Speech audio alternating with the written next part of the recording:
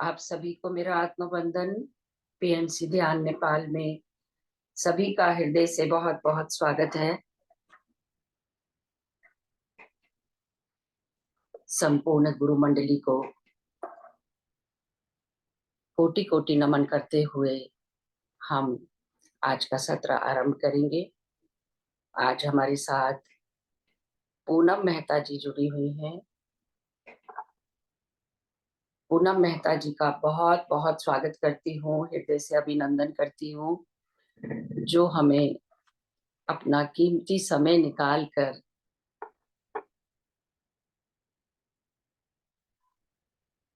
The power of now का स्वाध्याय करवा रही हैं। तो वेलकम वेलकम पूनम जी, बहुत बहुत स्वागत है पूरे ग्रुप की तरफ से, आपका हृदय से आभार।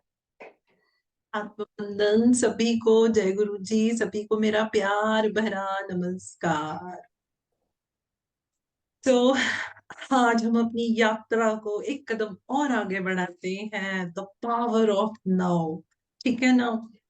हम लोगों ने अगर थोड़ा सा हल्का सा रिकैप कर लें तो पिछली बारी हमने एक पेन बॉडी की बात करी थी। पेन बॉडी, बॉडी पेन तो होता है, लेकिन हमने पेन बॉडी समझा। हमने देखा किस तरीके से जब हम प्रेजेंट मोमेंट पे नहीं रहते हैं और जो पेन होती है उसको हम अपने शरीर में जोड़ लेते हैं और वो पिछली और पेन्स में जुड़ती रहती है, एक्यूमुलेट होती रहती है, तो वो बन जाती है हमारी पेन बॉडी।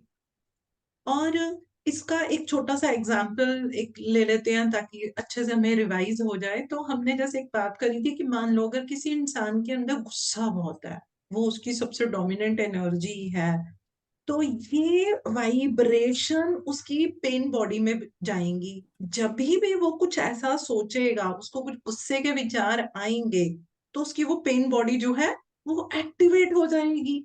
क्यों? क्योंकि उसने तो उसको भाई संभाल के रखा है।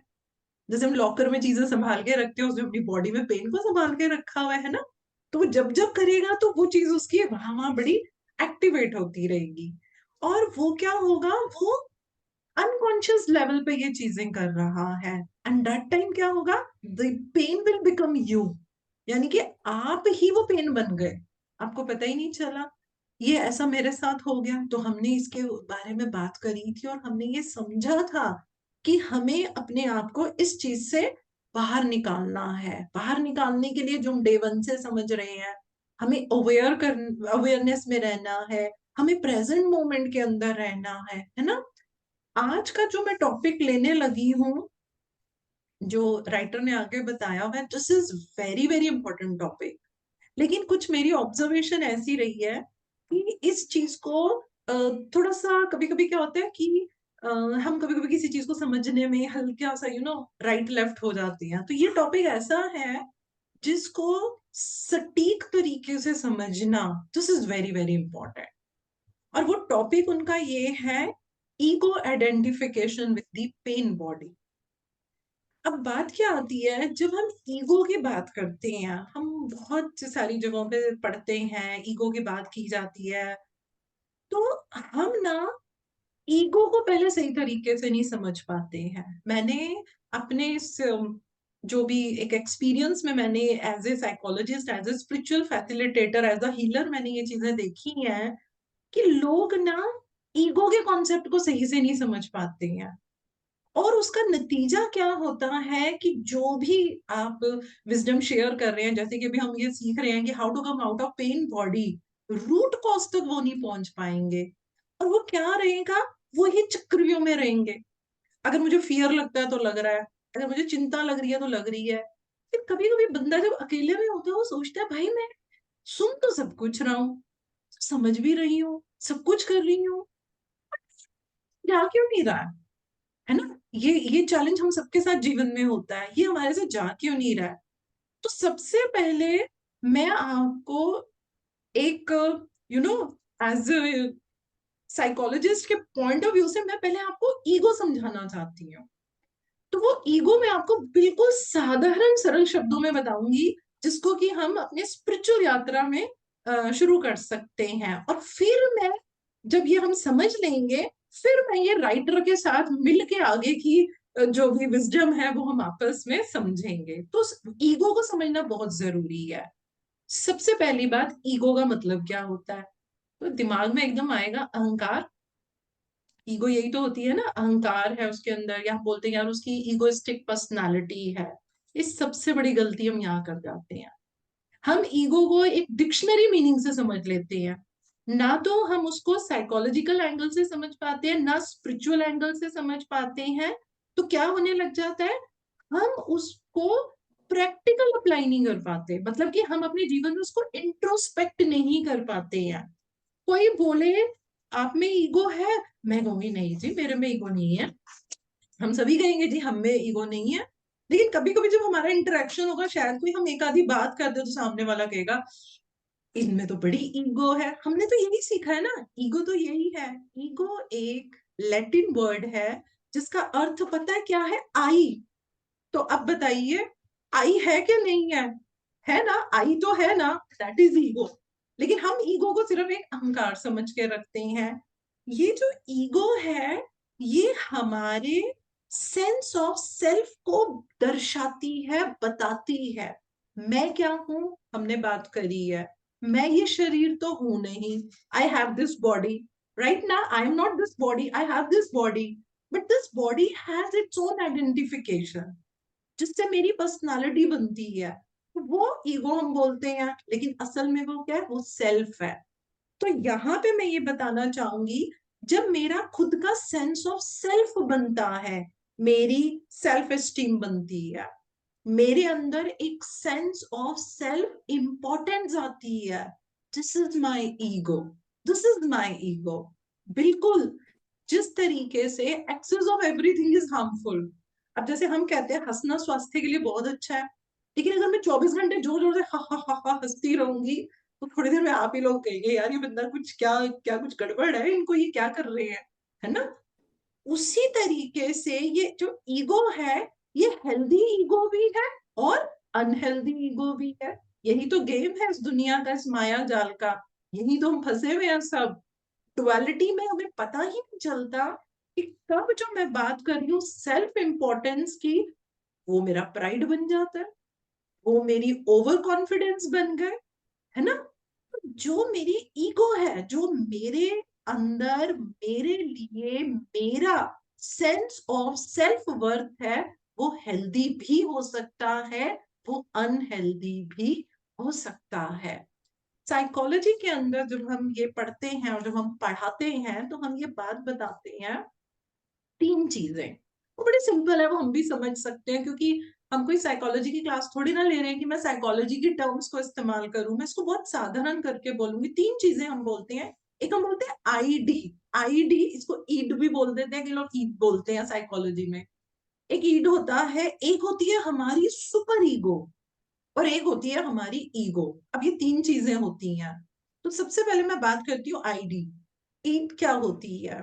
ये हमारी, जो जैसे हमारे अंदर जो इंस्टिंक्ट होती है ना, ये उसके ऊपर डिपेंड करती है। ये भाव मेरे अंदर जो है, जो मेरी पर्सनालिटी में अगर आईडी की वैल्यू ज्यादा होगी, तो मैं ज्यादा इंस्टिंक्ट ओरिएंटेड रहूंगी। यानी कि ये मेरा एक बायोलॉजिकल कंपोनेंट है। हमारे इंस्टिंक्ट, हमारी रिक्वायरमेंट, चक्रा बोल दूं तो रूट चक्रा पे आ जाइए, ठीक है? देन मैं बात करूंगी सुपर ईगो की। सुपर ईगो क्या होती है? ये हमारी पर्सनालिटी का सोशल कंपोनेंट है। We all are social animal, हमें मालूम है। समाज में रहते हैं, समाज में ही हमारा जन्म हुआ है, समाज में ही हम बड़े हुए हैं, समाज में ही हमने हर तरीके के ज्ञान को लिया है। राइट? तो जो सुपर ईगो होती है, ये क्या है? ये मेरा एक सोशल कंपोनेंट है। अब ये मुझे क्या करेगा? ये मुझे इतनी अवेयरनेस में रखेगा। अगर मैं जरूरत से ज्यादा अवेयरनेस में चली गई, तो मुझे कुछ भी करना है, लोग क्या कहेंगे, दुनिया क्या कहेगी, समाज क्या बोलेगा, हाय हाय मेरा मन तो है लेकिन नहीं, मैं ऐसा नहीं कर सकती। क्यों? समाज क्या कहेगा, समाज के रूल्स एंड रेगुलेशन बने हुए हैं। तो एक आईडी हो गया, और एक हो गई सुपर ईगो। आईडी मेरी इंस्टिंक्ट पे है, मैं जरूरत से ज्यादा डिजायर पे रहूंगी, भाड़ में जाए दुनिया, मुझे तो ये करना है, मैं तो करूंगी। अगर मेरा में आईडी बहुत ज्यादा है, अगर मेरे में सुपर ईगो बहुत ज्यादा है, तो मैं अपने लिए जीऊंगी, मैं समाज के लिए जीऊंगी। मैं वो बोलूंगी जो सुनने वालों को अच्छा लगे, मैं सत्य को नहीं बोल पाऊंगी। अब इन दोनों के बीच में बैलेंस क्रिएट करने के लिए क्या है, वो है हमारी ईगो। वो आती है ईगो। ईगो क्या है? Psychological component. मैं कई बार बोलती हूँ, हम हमेशा क्या बोलते हैं, बॉडी माइंड एंड सोल, तो माइंड बीच में आता है। मैं साइकोलॉजी की इतनी इंपॉर्टेंस समझती हूँ कि फिजिकल बॉडी को ले लो, अब अपनी स्पिरिचुअल यात्रा को ले लो, अगर आपकी मानसिक बैलेंस्ड नहीं है, you won't be able to excel yourself.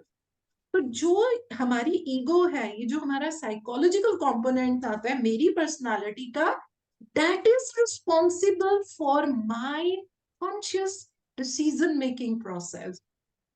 वहां से बनती है मेरी ईगो पर्सनालिटी। यानी कि मेरे अंदर डिजायर्स भी हैं, चलो मेरे अंदर लालच है, मान लेते हो जरूर से ज्यादा लालच है, या मेरे अंदर समाज का इतना डर है कि मैं क्या खाती हूँ, पहनती हूँ, बोलती हूँ, क्या पढ़ाई करती हूँ, किससे शादी करती हूँ, ये मैं समाज के डर से कर रही हूँ। तो दोनों चीजें अच्छी लगी? नहीं लगी, है ना? दोनों चीजें अच्छी नहीं लगी। तो अच्छा क्या लगता है, हम अपना डिसीजन खुद ले सकें। लेकिन अपना डिसीजन कौन लेगा, वो मैं ईगो के बेसिस पे लूंगी। तो ego is like a policeman. अगर मैं ज्यादा आईडी पे चला गया तो वो मुझे वहां से डंडा मार के लाएगा, अगर मैं ज्यादा सुपर ईगो में चली गई तो वो मुझे वहां से लाएगा।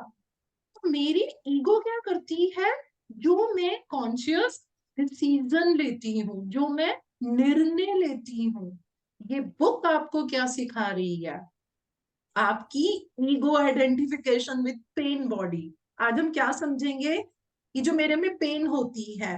Last time if I am not mistaken, एक किसी पार्टिसिपेंट्स ने एक प्रश्न पूछा था कि 2 साल से मेरे हस्बैंड की डेथ हो गई है, लेकिन मैं अभी तक उस चीज से बाहर नहीं निकल पा रही हूँ, तो शायद आज हमको एक सॉल्यूशन भी मिलेगा। क्योंकि ये क्या बन गई, हमारी पर्सनालिटी बन गई। हमारी पर्सनालिटी बन गई। मेरा ईगो मेरे को वही डिसीजन करवा रहा है, मैं कब हंसती हूँ, कब रोती हूँ, मैं क्या करती हूँ, या मैं हाथ पे हाथ रख के बैठ गई हूँ, या मैं सिर्फ अपने आप को कोस रही हूँ, अपनी किस्मत को कोस रही हूँ। ये क्या है? This is my ego personality. ये मैं कॉन्शियस डिसीजन ले रही हूँ। But once you are aware of, तो आप इससे अपने ना सिर्फ, मैं बोलूंगी, सोल यात्रा को बढ़ा सकते हैं ना, आप अपनी साइकोलॉजी को इम्प्रूव कर सकती हैं, आप अपनी बॉडी के फिजिकल कंडीशंस को भी दूर कर सकते हैं। It is that important.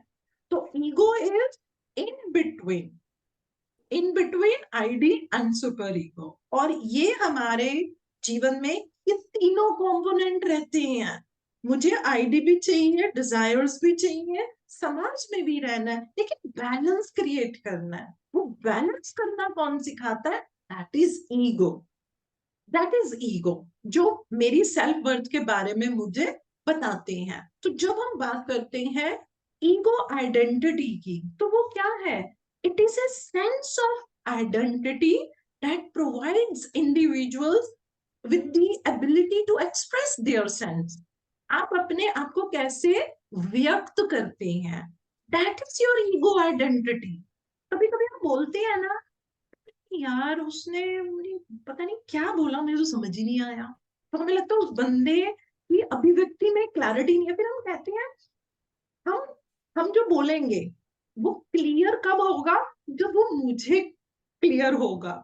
अगर मुझे कोई बात क्लियर नहीं है तो मैं तो उसको गोलमाल करके बोलूंगी ना, तो वो तो सामने वाले को समझ ही नहीं आएगी। तो ego identity is the way you express yourself, who you are. हम ऐसे बोलते हैं ना, हाँ ये बंदा ऐसा है, ये वैसा है, लेबलिंग हम कर देते हैं ना, कभी कभी हम भी तो कर देते हैं, अरे ये बंदा ऐसा, ये बंदा वैसा है। क्यों करते हैं, क्या किस बेसिस पे करते हैं? The way that person express, जैसे वो अपने आप को व्यक्त करता है।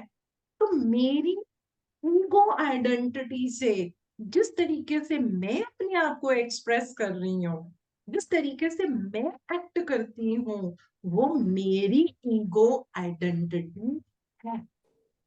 ये थोड़ा सा समझ आ रहा है ना? एक थम्स अप मिलेगा। सिर्फ एक मुझे रीटा जी ने और संतोष जी ने दिया बस, और किसी ने थम्स अप नहीं दिया, या मे भी मुझे अभी सब दिख भी नहीं रहे हैं, ठीक है? तो तो ये देखिए ये बहुत जरूरी है। Thank you Gayatri ji. सीमा मिश्रा जी कह रहे हैं थोड़ा थोड़ा समझ आ रहा है, तो थोड़ा ही बूंद बूंद से सागर बन जाएगा, राइट? यानी कि how I take my conscious decision. अगर मैं जो कॉन्शियस डिसीजन ले रही हूं वो डिजायर पे बेस्ड है या वो सिर्फ समाज के डर पे बेस्ड है, तो मैं कभी बैलेंस में नहीं रहूंगी। वही चीजें मेरे पेन बॉडी को बढ़ावा देती हैं। ये मैं प्योर एक साइकोलॉजी के टर्म में बोल रही हूँ, ठीक है? तो हमें क्या करना है, अगर कोई हमसे ये पूछे, थैंक यू सो मच जो लोग थम्स अप दे रहे हैं मैसेज के through, thank you so much. अगर मैं कहूँ कि कोई एग्जाम्पल बताइए ईगो का, आपको पूछो कोई एग्जाम्पल बताइए ईगो का, हमें ईगो आइडेंटिटी के बारे में कैसे पता चलेगा? जैसे कि मैं कहती हूँ एक पर्सन है और उसकी बड़ी हेल्दी ईगो आइडेंटिटी है। तो इसका क्या मतलब होता है? हेल्दी ईगो आइडेंटिटी क्या होती है? मैं हेल्दी ईगो आइडेंटिटी कह रही हूँ, मैं बॉडी की नहीं बात कर रही, ठीक है? हेल्दी ईगो आइडेंटिटी क्या है? मुझे पता है मेरी स्ट्रेंथ क्या है, मुझे पता है मेरे में कमजोरियां क्या हैं, मुझे पता है मेरे में पैशन क्या है, मुझे पता है मेरी लाइफ की मेरी हिसाब से मेरी फिलॉसफी क्या है। एंड ट्रस्ट मी फ्रेंड्स, वाकई में मुझे पता है, मुझे मेरी कमियां भी पता है, मुझे मेरी स्ट्रेंथ भी पता है, मेरे को मेरे पैशंस बिल्कुल क्लियर है, मेरा क्या पैशन है। जब मुझे लाइफ में अगर किसी चीज को छोड़ना होता है मुझे पता है आगे कैसे बढ़ना है, ये चीजें। This is healthy ego identity. हमें पता ही नहीं क्या करना है, भेड़ जाल में हम लगे हुए हैं। अगर दुनिया इधर गई तो इधर गए, दुनिया उधर गई तो उधर गए, बस कर रहे हैं। परिस्थितियां कह रही हैं तो वो हमें परिस्थिति डांस करवा रही है, हम कर रहे हैं। Do you think it's going to be known as healthy ego identity? Just ask yourself, अपने आप से पूछिए कितना जीवन हमने ऐसा निकाला होगा, हमने वो नहीं किया जो हम करना चाहते हैं, हमने वो किया या तो हमसे करवाया गया या समाज का डर रहा या फिर डिजायर्स के चक्कर में किया। क्या हमने वो किया जो मैं करना चाहती थी? क्या मैंने अपनी स्ट्रेंथ को इस्तेमाल किया? क्या मैंने अपनी कमियों के ऊपर काम किया? क्या मैंने अपने पैशन को पाया जीवन में? जीवन जीने आए हैं, अगर ये जीवन जी रहे हैं तो इसका मकसद है। मेरी फिलॉसफी क्या लाइफ को लेकर, कि मैं अभी तो ढूंढ ही रही हूँ भाई ये जीवन क्या है, मुझे तो पता ही नहीं चल रहा है ये चल क्या रहा है मेरे साथ। that important is ego identity and we all need to work on this thing। आप ईगो आइडेंटिटी पे काम करें, आप ईगो को समझ लें, आपको समझ में आ गया कि आप जागरूक वे में जो डिसीजन ले रहे हैं, and repeat it again, conscious decision making process, unconscious नहीं। उसने ऐसा बोला तो मैंने भी बोल दिया, तो वो क्या, वो तो मैंने रिएक्ट कर दिया। दुनिया ऐसा कर रही है तो मैं भी ऐसा कर रही हूँ, सब लोग आजकल ये कर रहे हैं तो मैं भी वो कर रही हूँ, सब लोग आजकल इधर जा रहे हैं तो मैं भी जा रही हूँ, है ना? तो बस वो क्या है, वो तो हम जो लोग कर रहे हैं, जो दुनिया कर रही है, हम वो चीज कर रहे हैं। अब मन में शायद आप लोगों के अंदर एक ये प्रश्न भी आ रहा होगा कि how do I identify my ego? अब देखो सबसे बड़ी चीज तो यही है ना, मैं ईगो को कैसे आइडेंटिफाई करूं? क्यों? क्योंकि मेरे लिए तो भाई दुनिया का सबसे अच्छा इंसान मैं हूँ, है ना? लगता है ना? नहीं नहीं, मैं सबसे अच्छी हूँ। देखो मैं ऐसे ऐसे, देखो मैं सबसे अच्छी हूँ। दूसरों से पूछ के देखिए, शायद कोई मेरे लाइफ पार्टनर से पूछे तो मेरे ख्याल से शायद पता नहीं आपको क्या क्या सुनने को मिल जाए, है ना? शायद मेरे बच्चों से पूछे तो वो कहेंगे मम्मी की ये चीज अच्छी मगर ये, मतलब एक बात सोच के देखिए, तो मुझे किस पे काम करना है? मुझे मेरे पे काम करना है। So how do I identify ego? मैं कैसे आइडेंटिफाई करूं कि भाई मेरी ईगो क्या है, मेरा सेल्फ क्या है, मैं हूं कौन, मेरा सेल्फ क्या है? आपको एक बात बताऊं फ्रेंड्स, हम अपने आप से भागते हैं, हम अपने आप से भागते हैं। एकांत में बैठ के अपने को कभी खोल के तो देखिए, अपने आप से दिल की बातें तो कीजिए। आपको लगेगा वो समझ नहीं आ रहा बोलूं क्या। अपने आप के साथ बैठिए, अपने आप से बात कीजिए, क्या भाव आ रहा है, क्या सोच आ रही है, वो बता देगी भाई आपकी ईगो कैसी है।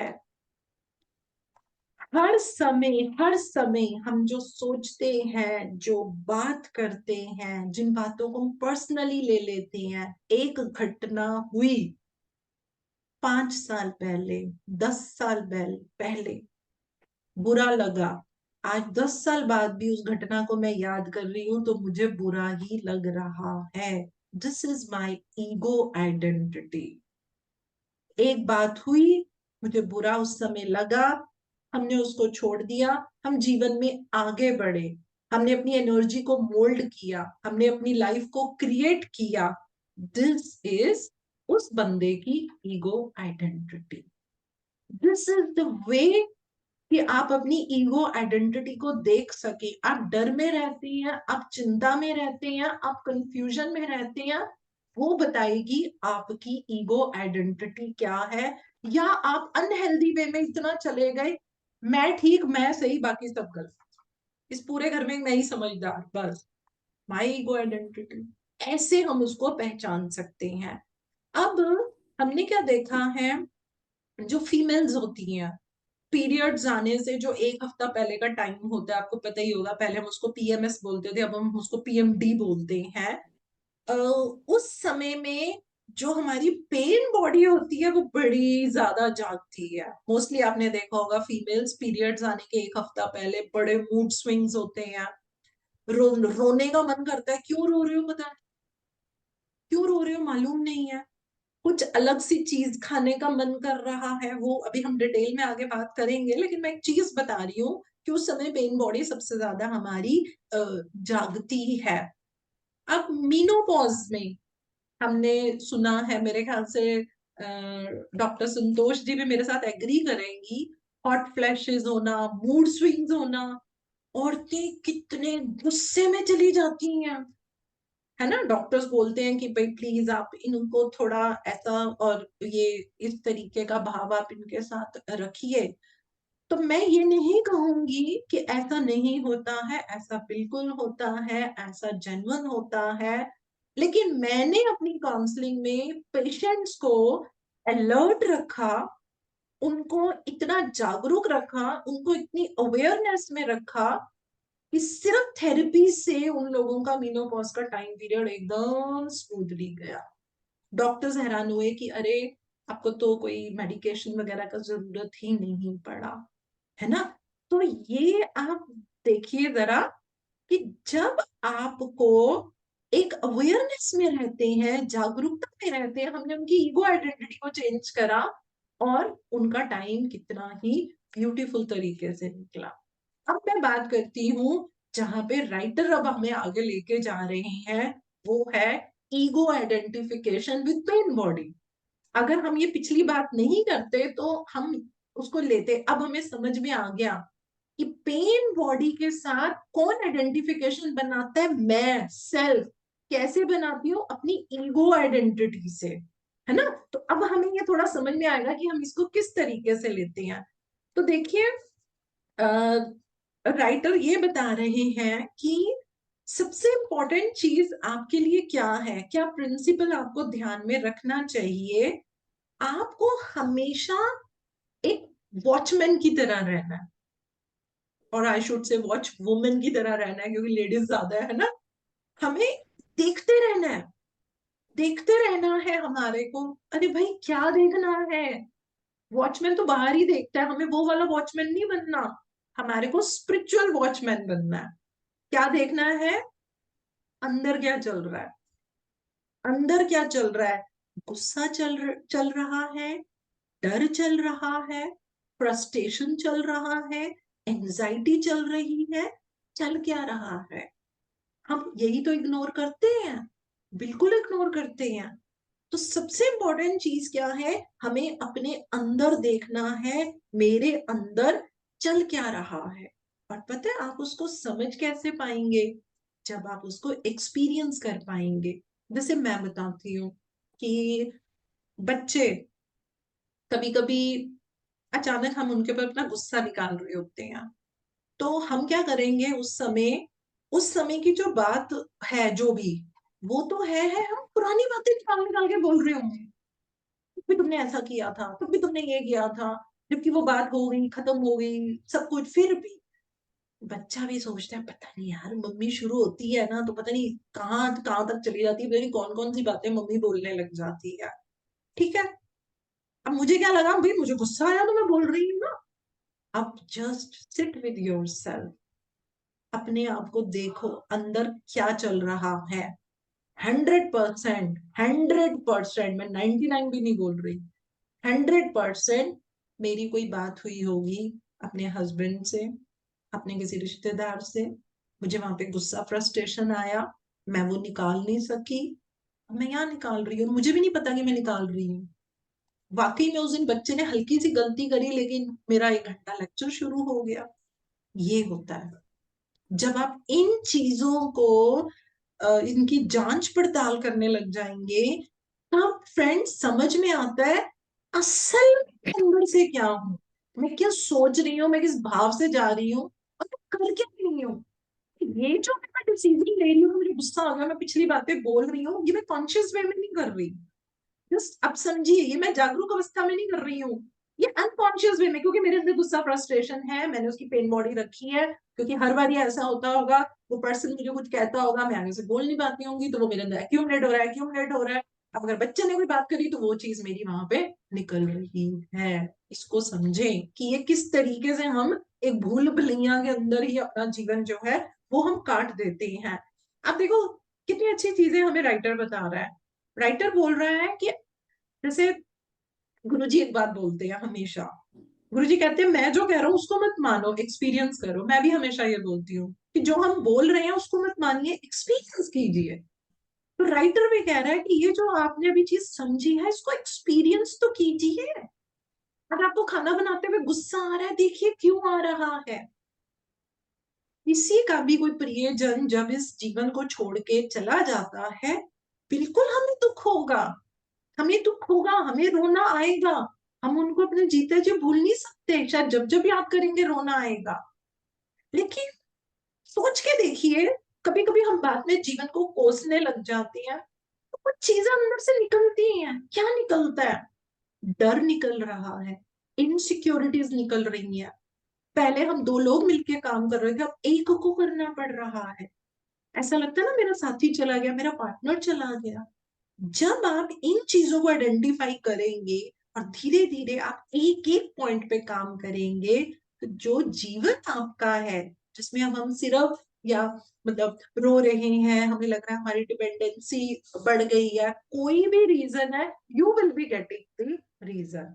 वो रीजन ये भी हो सकता है कि उनके जाने के बाद सारी जिम्मेदारियों का बोझ मेरे पे पड़ गया है। लेकिन धीरे धीरे जब हम आध्यात्मिकता में होते हैं, हमको समझ में आता है कि मृत्यु तो शरीर की है, और कब किस टाइम हो रही है उसके बाद का तो ये सोल प्लान है। शायद मेरा सोल प्लान ये है कि अब मुझे उन जिम्मेवारियों को हैंडल करना है, चाहे वो मेरी खुद की अकेले की है, परिवार की है, कैसे भी है। तो क्या होगा, इस इंसान को खोने की वजह से जो पेन बॉडी मैंने अपने अंदर जोड़ ली थी, वो फ्रेंड्स हमारी जो है वो रिलीज हो जाती है। और जो हम ये कोसते रहते हैं जीवन को, फिर हम अपने कर्मों को भी ढंग से करने लगते हैं और हमारी सोल प्रोग्रेस भी होनी शुरू हो जाती है। तो एक चीज रहेगी, जब आप इस पेन को अपने अंदर ढूंढना शुरू करेंगे ना फ्रेंड्स, तो ट्रस्ट मी आपके अंदर रेजिस्टेंस आएगी, मनाही आएगी। वो नहीं चाहेगा कि आप इस चीज को पहचान लें। क्यों? क्योंकि पहचान लिया तो वो रिलीज हो जाएगी। ऐसा क्या होता है, वो रेजिस्टेंस कहाँ से आती है? वो रेजिस्टेंस कहीं बाहर से नहीं आती है फ्रेंड्स। जो मैं बोलूंगी वो सुनने में अच्छा नहीं लगता, वो हमारी आदत बन जाती है, वो मेरी ईगो आइडेंटिटी बन जाती है, वो मेरी पहचान बन गई। मुझे अच्छा लग रहा है रोना, मुझे अच्छा लग रहा है कर्स करना, मुझे अच्छा लग रहा है पेन बॉडी को एक्यूमुलेट करना, एक्यूमुलेट करना। मैंने मैंने भी अपने अंदर से एक पेन बॉडी को निकाला था, मैंने भी निकाला था। हम कभी कभी हम दूसरों को बताते रहते हैं, बताते रहते हैं, और हमको लगता है कि नहीं, because I know this thing, तो it is not happening with me. But one day I decided, come on, why am I not able to come out of this pain? क्या है इसके अंदर?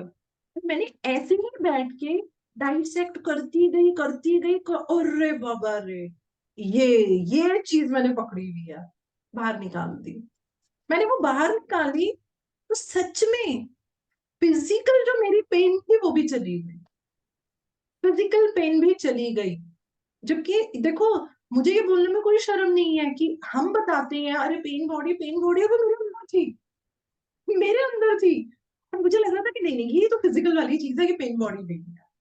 once I decided कि enough is enough, I need to like take it down, ये क्या है। तो मैंने बड़े उसमें करते करते जब मैं पहुंची तो वो चीज थी, एक कुछ अनसर्टेनिटी का फियर निकला मेरे अंदर से, and then I throw it out, बाहर जाओ, बाय बाय टाटा।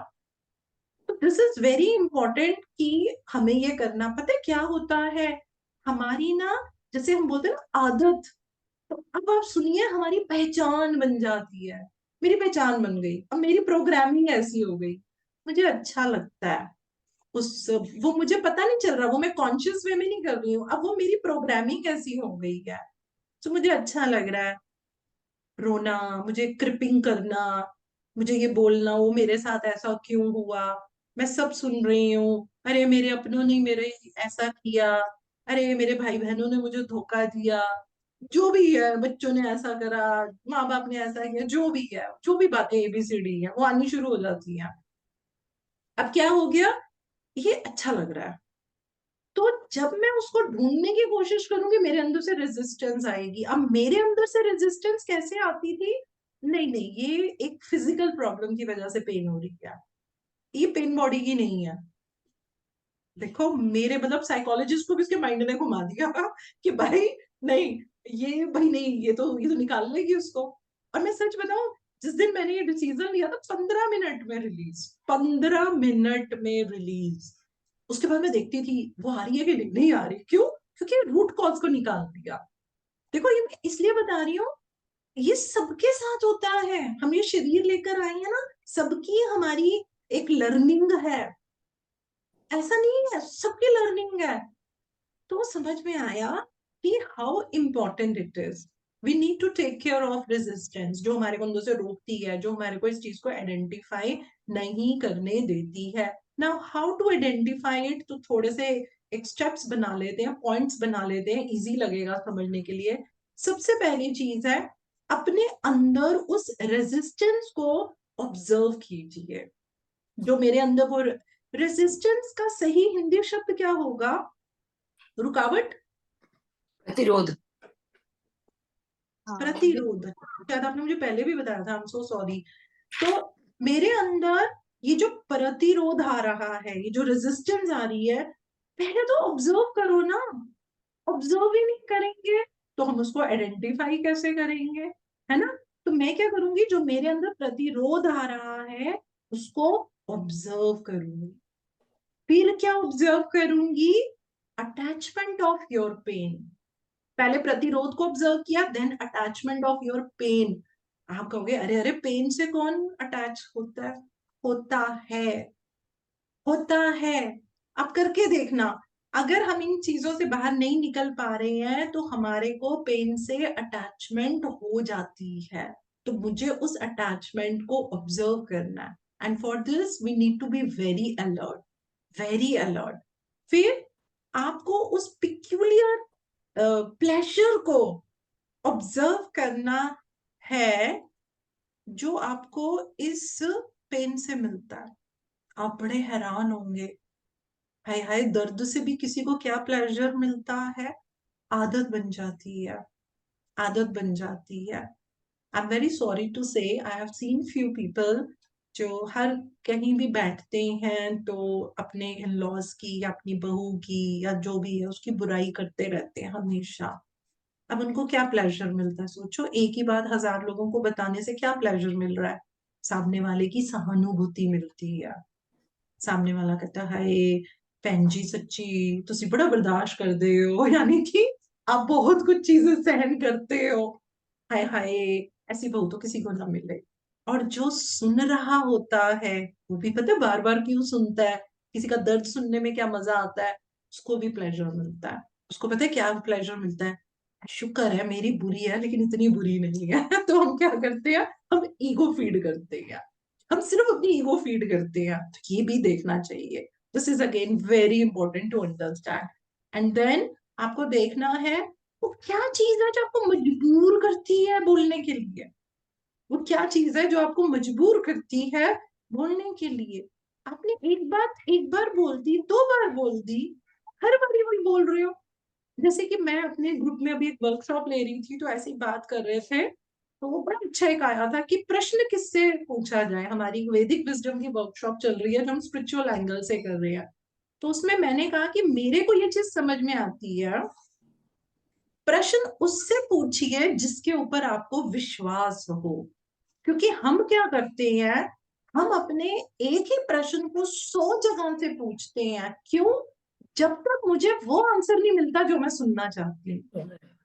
या 100 जगह पूछ के उसकी ये बात ठीक है, उसकी आप सत्य को नहीं कर पाते। देन आस्क योरसेल्फ, अगर आप एक ही प्रश्न को हर जगह पूछ रहे हो और अभी तक पूछ रहे हो तो इसका क्या मतलब है, आपको अभी तक वो उत्तर नहीं मिला जो आप सुनना चाहते हो। और आप क्या कर रहे हो, आप सही उत्तर को अपने अंदर ले ही नहीं रहे हो। तो दिस इज वेरी इंपॉर्टेंट। हमें क्या करना है, हमें ऑब्जर्व करना है रेजिस्टेंस को जो मेरे अंदर है, मेरी उस अटैचमेंट को। और इससे मुझे प्लेजर क्या मिल रहा है, प्लेजर समझ गए ना, मेरी क्या सेटिस्फेक्शन मिल रही है वो मुझे देखना है। और वो क्या कंपल्शन है जो मुझे इस बात को बार बार बोलने पे मजबूर करता है। आपकी ये जो रेजिस्टेंस है, ये जो प्रतिरोध है, ये पता है कब आपके अंदर से बाहर निकलेगा, जब आप खुद ये कॉन्शियस डिसीजन लेंगे। यानी कि आपने क्या किया, आपने अपनी ईगो आइडेंटिटी को चेंज कर दिया। अभी तक आप उस रेजिस्टेंस में ही चल रहे थे, ओ मैं बेचारी, मैं अबला नारी, ये वो, मेरे साथ ऐसे लोग, ऐसे ये समाज ऐसा। But once you are capable enough to take this decision, I'm not going to take it anymore, आप नहीं लेंगे। And friends, one thing is there, ये काम सिर्फ और सिर्फ आप कर सकते हैं। You can do this. No one can do this on behalf of you. आपके बिहाफ पे कोई भी ये काम नहीं कर सकता। लेकिन राइटर ये कहता है कि अगर आप बड़े खुशकिस्मत हैं तो बिल्कुल आपको अपने जीवन में कुछ ऐसे लोग मिल जाते हैं जो खुद बड़े इंटेंस लेवल पे कॉन्शियस होते हैं, और उनके साथ रहने से आप भी उस अवस्था में चले जाते हैं। है ना? जैसे जब हम किसी की बात सुनते हैं, कोई हमें अपना एक्सपीरियंस बताता है, then we make it out, wow वो कर सकता है तो मैं भी कर सकती हूँ, मैं भी इस चीज से बाहर निकल सकती हैं। तो वो एक हमारा होना बड़ा है, क्योंकि राइटर कह रहे हैं कि वो आपकी स्पीड को एक्सिलरेट करते हैं, बढ़ा देते हैं। है ना, जैसे गाड़ी पे हम एक्सीलेटर देते हैं तो स्पीड बढ़ती है। तो अगर हमें कोई इंसान एक टेक्निक बताते हैं या वो अपना एक्सपीरियंस हमसे शेयर करते हैं, तो वो हमारे लिए एक लर्निंग बन जाती है, एक म्यूचुअल लर्निंग आ जाती है ना। तो इस पे एक बड़ा अच्छा ऐसे उन्होंने एक एग्जाम्पल दिया। वो कहते हैं एक ना लकड़ी का टुकड़ा है जो बड़ी तेजी से, मतलब एक लॉग ऑफ वुड है, वो जल रहा होता है। और एक होता है जिसको मैंने अभी जलाया है, वो सुलग रहा है। तो अगर मैं देखूं तो दोनों जल रहे हैं, लेकिन एक सुलग रहा है और एक तो बड़ी स्पीड से जल रहा है। तो जो स्पीड से जल रहा है वो जल्दी से जल के पूरा हो जाएगा, और जो बेचारा सुलग रहा है वो सुलग सुलग के ही आगे बढ़ेगा। इसी तरीके से जो आज हमने ये आइडेंटिफिकेशन सीखा है, इसके लिए आपके अंदर इंटेंसिटी भी बड़ी प्रबल होनी चाहिए, जैसे कि वो फायर जल रही है। हम कभी कभी कोई चीज सुनते हैं, थोड़ा सा मोटिवेशन आता है, हल्का सा सुलग जाते हैं, फिर फिर उसके बाद हम इसको लाइक हमारा ये सेशन पूरा हो गया, हम जाते हैं तो फिर वो जो सिलगी होती है वो बुझ भी जाती है। फिर हमें याद ही नहीं रहता यार मुझे इसको अप्लाई भी करना है। So this is really something very very important to implement on you. और एक लाइन जो राइटर ने बोली है जिसको मैं भी बहुत अच्छे से कहूंगी, वो बोलते हैं, to be such a fire is one of the functions of a spiritual teacher. तो अगर आप एक स्पिरिचुअल टीचर हैं तो आपको भी अपने अंदर वैसी इंटेंस फायर रखनी चाहिए जिससे कि हम दूसरों के लिए एक एग्जाम्पल बन सकें और दूसरों के अंदर हम इतनी इंटेंसिटी डाल सकें कि वो भी इस चीज के ऊपर जो है वो काम कर सकें. सो आई थिंक फ्रेंड्स, इसके साथ हम आज अपना जो ईगो आइडेंटिफिकेशन का जो हमने छोटा सा टॉपिक, लेकिन this is very important topic because we all need to transmute our ego identity for our own upliftment. जीवन की सिचुएशंस को, चैलेंजेस को हम नहीं बदल सकते हैं, आप नहीं बदल सकते. What we can change is our perception. नजर नहीं, नजरिया बदलिए, तो देखिए लाइफ में कितना पॉजिटिव आता है. So with this I end आज का सेशन. थैंक यू सो मच सभी को, and over to Santosh ji. Thank you Poonam ji. बहुत खूबसूरती से आपने सरल शब्दों में जैसे समझाया है ना, रियली मजा आ गया. थैंक यू जी, थैंक यू बहुत सो अच्छा, मच. क्योंकि वो शब्द आपके सीधे अंदर चले जाते हैं, तो किसी ना किसी के लिए तो वो एक दवा का काम करते हैं, चाहे हमारे लिए चाहे किसी और के लिए. जी, थैंक यू सो मच. तो किसी के भी मन में कोई आई रियली प्रश्न है? Appreciate your honesty. Sidney Mishra ji बड़े प्यार से उन्होंने लिखा है कि हम तो सारा जीवन सुलगते ही रहे हैं, तो मैं कहूंगी अब जरा आग को ज्यादा प्रज्वलित कर दीजिए. एंड जी देन जी. You will be out of that situation, right? जी, मेरी एक रिक्वेस्ट है, सब लोग प्लीज अपना वीडियो ऑन कर लीजिए. बस पूनम जी अभी जाने ही वाली है, एक बार रूबरू हो जाएं. जी, thank you so much. So जी, गुड टू सी किसी यू की. ऑल. जी, पूनम जी आप मुझे होस्ट अमिता बना जी, दीजिए. ब्यूटीफुल ब्यूटीफुल स्माइल आपकी. Amita Oberoi, beautiful smile. Yes. Mamta ji, so good to see you. इतने प्यारे प्यारे अनम्यूट लोग की बैठे हुए हैं, सब छुपे, पता ही नहीं चलता. अनम्यूट की ऑप्शन दे दीजिए, या मुझे आप होस्ट बना दीजिए.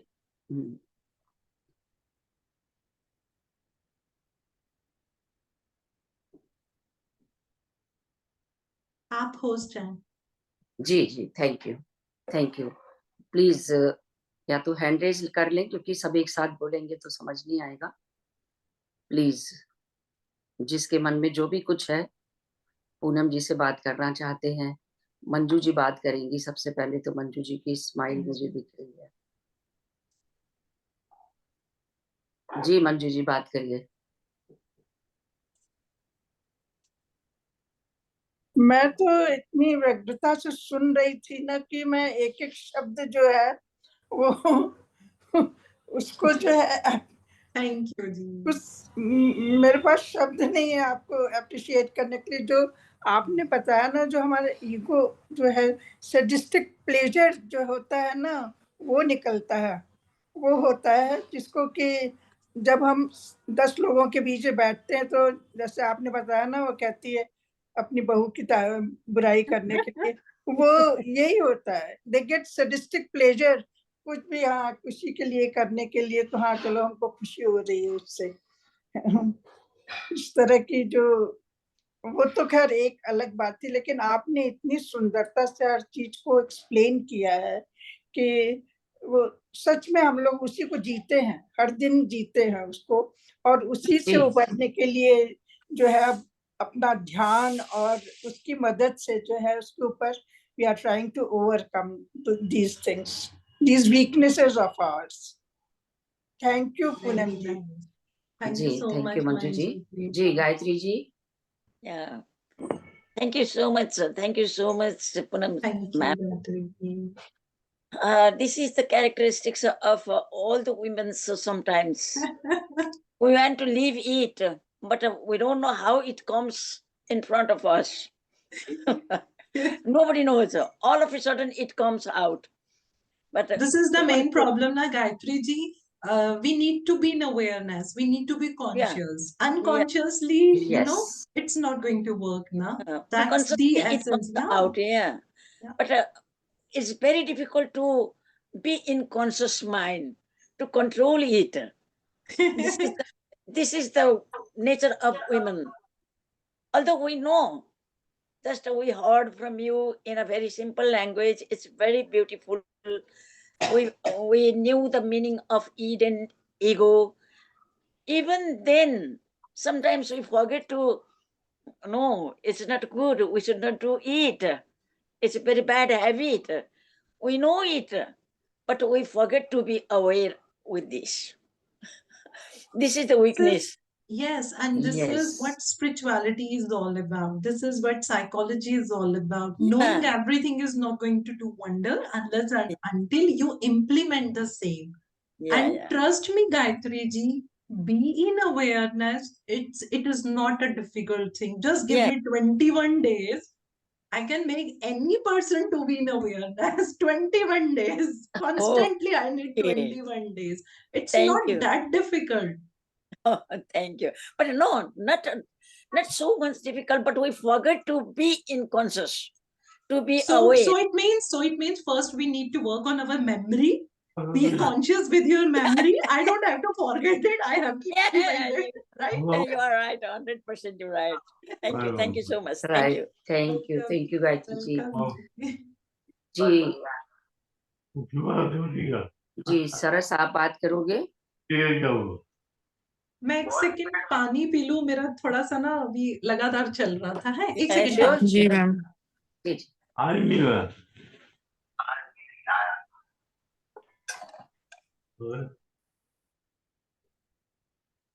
हाँ जी, बोलिए, सॉरी। Hello ma'am. हेलो जी। आत्मवंदन मैम, ढेर सारा धन्यवाद आपको मैम। थैंक यू जी, थैंक मैम यू। बहुत अच्छे से you just explain very well ma'am all these things. जो भी हमारी फीलिंग्स अंदर सप्रेस रह जाती हैं या कुछ ऐसी चीज़ें जो फ्रस्ट्रेशन नहीं निकल पाता है अंदर से।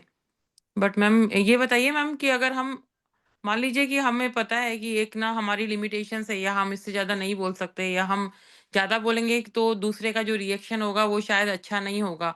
तो हम इसको कहाँ मैम कहाँ इसको सेग्रीगेट करना है? मीन्स कैसे इसको हम मतलब दबा के रखेंगे कि कैसे निकलेंगी, कहाँ निकलेंगी चीज़ें? कौन-सी ऐसी अच्छी चीज़ें हैं या एक्टिविटीज़ हैं जिन पे हम निकाल सकते हैं या कैसे मतलब राइट ट्रैक पे जाएँ कि हमारा काम भी हो जाए और हमारा फ्रस्ट्रेशन भी ना रहे अंदर? बिल्कुल, very nice question, but see only 2 ways are there. सिर्फ 2 तरीके हैं, ठीक है? उन 2 तरीकों को बताने से पहले मैं आपसे एक चीज कहूंगी, सबसे इम्पोर्टेंट समझने वाली है। कभी भी दूसरे को बदलने की कोशिश मत कीजिए। कभी भी ये एक्सपेक्ट मत कीजिए कि जो मैं कह रही हूँ सामने वाला उसका यही रिस्पॉन्स दे। पहले तो इस चीज को हटा देना है, ठीक है?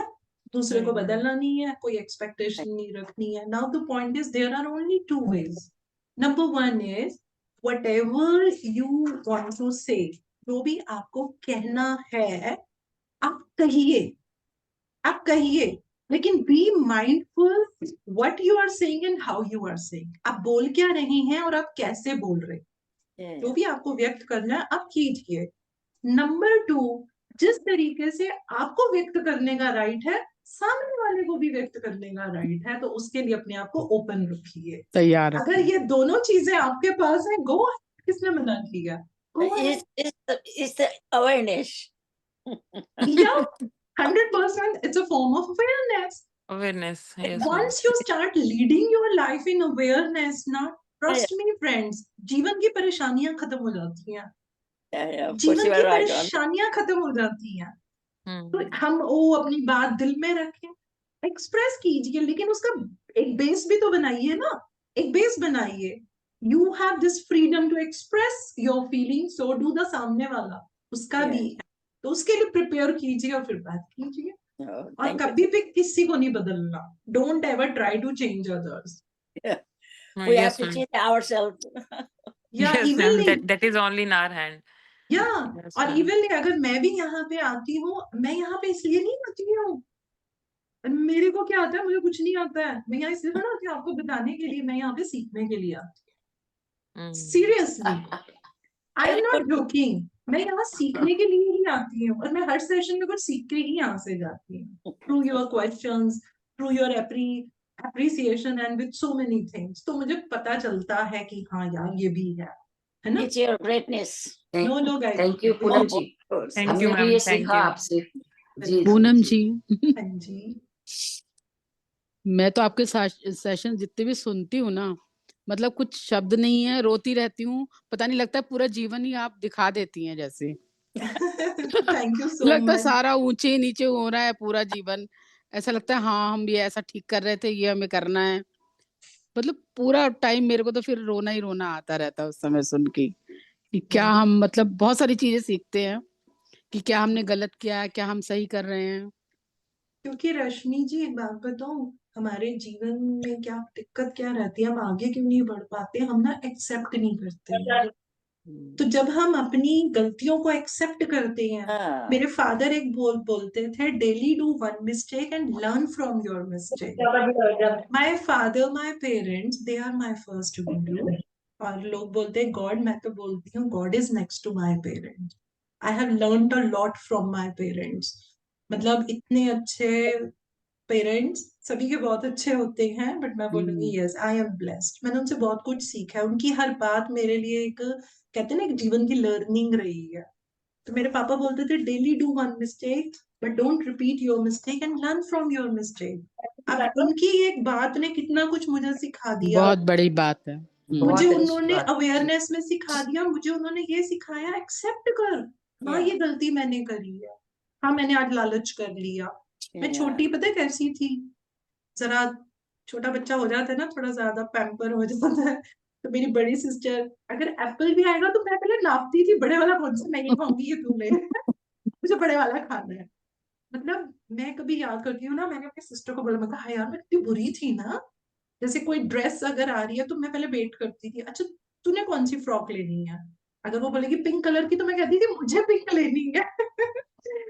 तो फिर जब मैंने ये चीज सीखी, तो मैंने पिंक कलर क्यों सिलेक्ट किया, क्योंकि उसने पिंक को सिलेक्ट किया, तो हो ये मैंने गलती करी, अब मैं ऐसे नहीं करूंगी। तो उससे मेरे अंदर सेल्फ कॉन्फिडेंस आया, मेरा अपना फ्रेम बनना शुरू हुआ, है ना, कि भाई मेरे को कौन सा कलर चाहिए, मुझे क्या करना है। अगर ये छोटी सी बात मेरे फादर मुझे नहीं सिखाते तो मैं भी तो एक्ट रिएक्ट में ही रहती, है ना। और जब मेरी बेबी हुई, तो जब वो 2-2.5 साल की थी, मैंने स्पेशली अपने घर में यूनिट बनवाई लकड़ी की, नीचे, तो हैंगर में मैं उसके कपड़े टांगती थी, शूज रखती थी, मैं बोलती थी अपने आप डिसाइड करो आपको क्या पहनना है। और वो छोटी सी मेरे साथ मार्केट जाती थी, मैं बोलती थी आप बताओ आपको क्या लेना है, वो लेंगे। तो मतलब ये देखो छोटी छोटी चीजें जो है, अब ये क्या है, yes Gayatri ji, this is awareness, है ना, दिस इज अवेयरनेस। तो I am so Yeah. Fortunate कि मेरे पेरेंट्स ने और गुरुजी ने मुझे बहुत ज्यादा अवेयरनेस में ही रखा है। Yeah. Your father gave you the suggestion. You accept it. That's a Yeah. great thing. Yeah. That's the बिल्कुल। great thing. मेरी मदर ने मुझे इतना कुछ सिखाया है, मेरी मदर इतनी लाइवली लेडी, दुनिया को कोई काम नहीं था जो उनको नहीं आता था।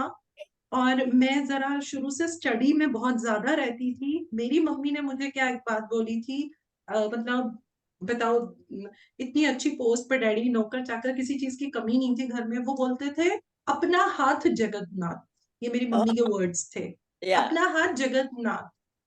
उसका नतीजा क्या रहा, आप मेरे से स्वेटर बनवा लीजिए, कपड़े सिलवा लीजिए, बर्तन धुलवा लीजिए, खाना बनवा लीजिए, सफाई करवा लीजिए, कुछ भी करा लीजिए।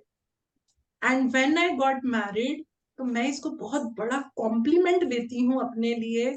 मेरी मदर इन लॉ ने पता है क्या बोला, बोलते हैं यार तू तो ना जैसे वो कोई जादू का पिटारा नहीं खुलता है, तुझे ये भी आता है, तुझे ये, हम तो कहते थे अरे ये तो इतनी पढ़ी लिखी है, तो सिर्फ स्टडी स्टडी तक होगी। तो वो कहाँ से मैंने अपने अंदर चीजें ली, मैंने मम्मी से सीखा। Yeah. मम्मी ने बोला अपना हाथ जगन्नाथ, लाइफ में जरूरत ना पड़े लेकिन आपको सब कुछ सब करना आना आना चाहिए। चाहिए। आना चाहिए, बिल्कुल जी। Yeah. तो In ये ये this सीख होती है situation, मदर्स की। in present situation, but they don't like to learn all these things. मेरी बेटी को बटन लगाना नहीं आता, मैं उसको कहती हूँ बेटा कभी बटन लगाना सीख ले, कहती है टेलर से लगवा लूंगी। मैं कहती हूँ शर्म नहीं आएगी, सीख, टेलर से देख, तेरे मम्मी को सब कुछ आता है, तुझे क्या आता है। कहती वही है अब वो आप, डॉक्टर बन गई है, मेहनत कर रही है, हाँ, क्या कह लेकिन सकते हैं, इतनी लेकिन पढ़ाई है, लेकिन आना चाहिए। संतोष जी, सफाई कर देगी, बर्तन धो देगी, बिल्कुल ईगो जी जी नहीं है। बस में चली जाएगी, उसको कोई ईगो नहीं है Oh, कि मुझे कैब में ही जाना है, very nice. बिल्कुल नहीं है उसको। Very nice. तो बहुत अच्छी सीख मिली है ना। देखिए बात तो वही है कि क्रेडिट गोज संस्कार टू तो घर माय से ही आते पेरेंट्स। हैं ना। Okay, thank you very much, ma'am. Thank you I'm guys, leaving. Thank you so much. चलिए तो अब हम अगले उसमें नहीं आएंगे, उससे अगले में आएंगे। जी, Oh, कहाँ जा रहे हो ये तो बताइए। हम लोग जा रहे हैं गुरुजी के वहीं कोलकाता जा रहे हैं। गुरुजी का मेन आश्रम है, गुरुजी का अच्छा। घर है, गुरुजी के कॉलेज, सारी जगहों पे होकर आएंगे। और काली माँ का भी